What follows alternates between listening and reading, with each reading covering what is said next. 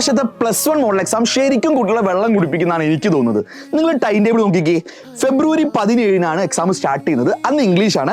നേരെ പിറ്റേ ദിവസം കെമിസ്ട്രി ഉണ്ട്, അതിൻ്റെ പിറ്റേ ദിവസം മാത്സ് ഉണ്ട്, അതിൻ്റെ പിറ്റേ ദിവസം വെള്ളിയാഴ്ച 2 എക്സാം ഉണ്ട്, സെക്കൻഡ് ലാംഗ്വേജും വരുന്നുണ്ട്, ഫിസിക്സും വരുന്നുണ്ട്, അതിൻ്റെ പിറ്റേ ദിവസം CS അല്ലെങ്കിൽ ബയോളജി ഉണ്ട്.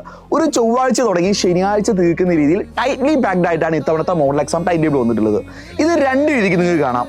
നോമ്പ് കാലം തുടങ്ങിയ ആദ്യത്തെ ദിവസങ്ങളിൽ തന്നെ ഇത്രയും ടൈറ്റ്ലി പാക്ഡ് ആയിട്ട് എക്സാം നടത്തി കഴിഞ്ഞാൽ ഈ നടക്കുന്ന എക്സാമിന്റെ പേരിനോട് ഇത് നീതി പുലർത്തുന്നതെന്ന് പലർക്കും വാദിക്കാൻ പറ്റും.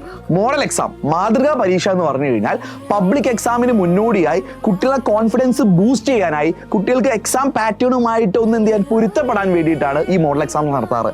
എന്നാൽ ഇത്രയും ടൈറ്റ്ലി പാക്ഡ് ആയിട്ട് എക്സാംസ് നടത്തുമ്പോൾ ഒരു ദിവസം പോലും ഗ്യാപ്പ് ഇല്ലാത്തതുകൊണ്ട് പ്രോപ്പർ റിവിഷൻസ് കംപ്ലീറ്റ് ചെയ്യാൻ മെജോറിറ്റി കുട്ടികൾക്കും പറ്റില്ലെന്നത് ഒരു നഗ്നമായ സത്യം തന്നെയാണ്.